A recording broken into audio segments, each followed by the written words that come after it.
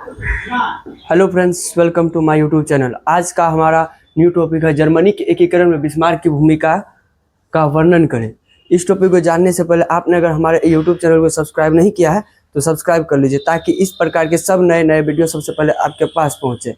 तो इस टॉपिक को देखते हैं। यह टॉपिक हमारे क्लास 10th के हिस्ट्री में से पूछा जाता है, जो क्लास 10th के बोर्ड एग्जाम में वेरी इंपॉर्टेंट के रूप से माना जाता है। तो चलिए इस टॉपिक को बिना लेट किए जानते हैं।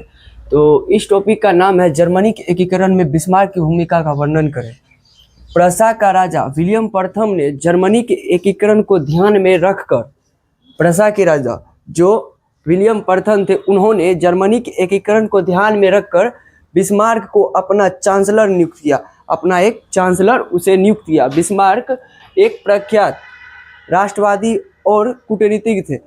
बिस्मार्क जो थे ना, वो अपने राष्ट्र के प्रति प्रेम भाव सद्भाव को जगाए हुए थे वो अपने मन में, और एक कूटनीतिज्ञ नेता थे।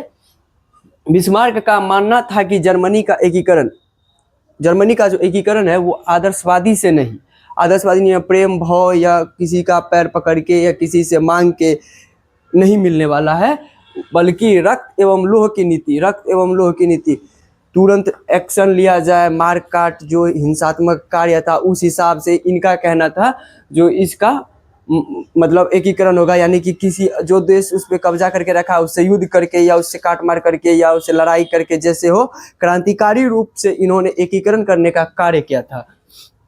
सबसे पहले इन्होंने प्रसा के सैन्य शक्ति, वहाँ का जो सैन्य शक्ति थे, यहाँ जो सेना रहते थे, जो आर्मी, हमारे भारत में तो आर्मी सब है अभी, जैसे आर्मी नेवी सब है, वैसे वहाँ के जो शक्ति, पुलिस, जो बॉर्डर जो थे वहाँ पे जो रखा जाता था, हमारे आर्मी रहता है, वहाँ भी आर्मी टाइप का ही होंगे।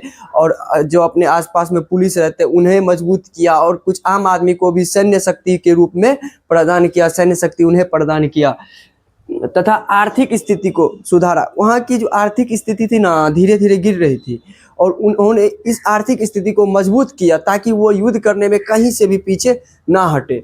तो उसके बाद फिर इन्होंने, जो बिस्मार्क जी थे, उन्होंने जर्मनी का एकीकरण करने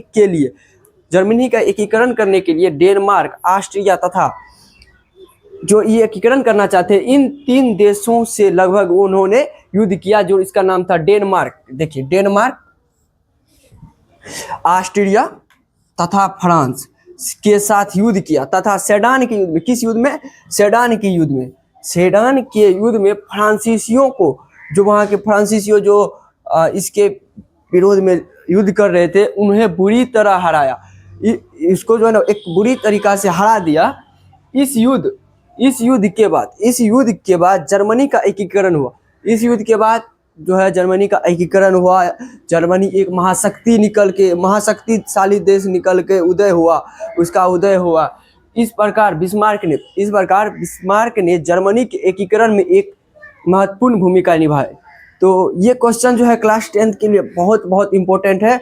आप इनका स्क्रीनशॉट ले सकते हैं, या तो वीडियो के लास्ट में 3 सेकंड के लिए इनका फोटो दिया रहेगा, आप उन्हें स्क्रीन से, लेकिन सबसे बेहतर यही होगा जब हम बताते हैं, जब हम कोई सिखाते हैं तो आप उनको सुनिए और तुरंत वीडियो को रोकिए मत, पहले सुन लिया कीजिए, या तो स्क्रीनशॉट ले लीजिए, या तो कॉपी पेन के साथ बैठिए, और ये जो हम लिखे हैं, जरूरी नहीं है जो हम लिखे वही लिखना है। इनका मैन टॉपिक आप याद कर ले, या मैन टॉपिक कॉपी पे नोट्स कर ले और समझ लीजिएगा अच्छा तरीका से। तो उस टॉपिक, छोटे टॉपिक से आप इनसे भी बड़ा टॉपिक बना सकते हैं।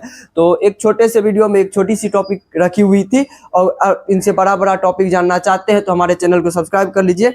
वीडियो को जितना हो सके उतना शेयर कर दीजिएगा और लाइक कर दीजिएगा। कमेंट जरूर कीजिएगा अगले टॉपिक के लिए, अगला टॉपिक कौन सा होना चाहिए। तो चलिए, थैंक यू।